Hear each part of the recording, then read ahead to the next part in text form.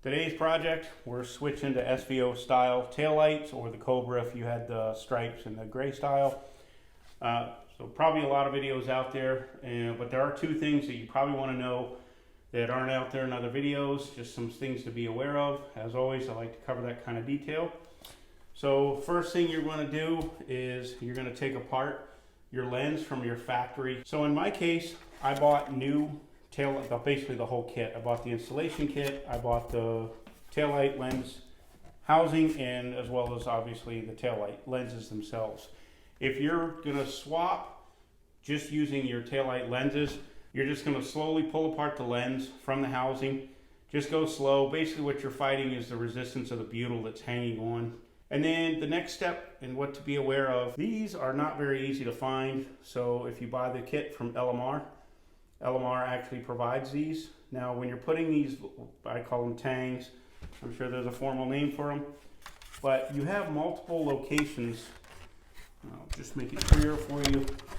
You've got these little kind of call out areas here, and that's where you're going to mount these little tangs. And then the tangs, you want to make sure that the part that sticks out, that grabs the lens, that is going to go basically towards the channel where you're going to have the butyl. Probably want to buy these clips or save them from your factory housings. I'm sure somebody probably has these out there, but you're not going to just find them at your local hardware store. And then the other thing I ran into before I actually show you how to finish this, and this is, guys, I'm going to be honest here, I had to laugh at myself. So you see this spacing right here? I drove myself crazy. I started off testing this one before I started recording, and I went nuts. I even went and got a little clamp to try and pull these together. Now if you sit here long enough, you can absolutely close in this gap. These will show here. And you think, oh, that's what it needs, and maybe I'll sit here. So I let these things sit overnight, and as soon as you let the clamp off, they go back. Well, I threw my old housings away. They were ugly. The previous owner had painted them, and I wanted this to look factory, so I just bought all new. I'm just going to tell you right now, you see this space in here? My original OEM taillights were exactly the same. I hadn't noticed that, so I sat here and fought, thinking that the butyl just needed to be straightened out or flattened out. That's not the case, so don't be surprised when you're sitting here and you're seeing that big gap. And just to make that more clear, this is the cheese graters from my '89 GT, and you'll notice that where the butyl was along the edge, you'll see this butyl didn't go up all the way up inside here. In fact, you can see it comes around here. So this was bugging the snot out of me. I wish I had known. I wish I had paid attention before I threw that away, because I probably wasted a lot of time trying to sort this out. Now we'll go ahead, very simple, we'll finish this up. And then the other tip that I want to give you, and this is more of an FYI, these little, I don't even know what these little standoffs, again, they're not a part that you're easily going to find that are in the housings.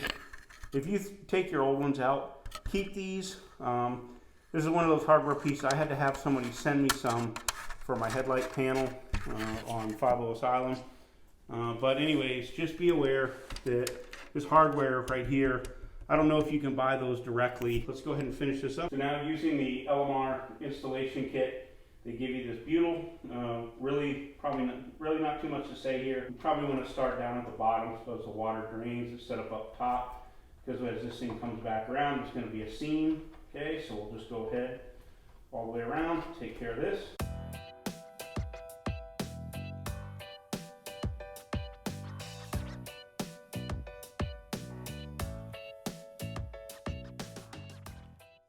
Okay, butyl is in. I put the little retaining clips into the housing. Now, this is where, don't be surprised, you got to put a little bit of ass into it, because when you first put these together, they're going to be pretty far apart, and you will need to apply, and as I had to do on the other one, it was somewhat nerve-wracking just how much pressure I had to put on there, but it's the way it went.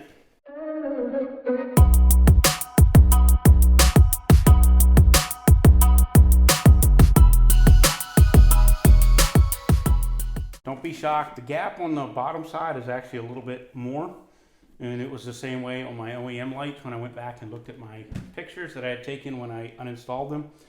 The install of this is pretty simple. It's basically, just for clarity, you have 6 nuts. And basically you're going to push these on, and of course you're going to have 4, but you're going to have these lamps and you're going to have these 6 nuts.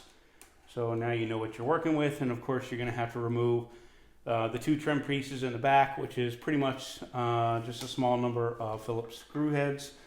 Pretty simple. Okay, and with that, we're good to go. I hope this helps you out. I'll catch you on the next one.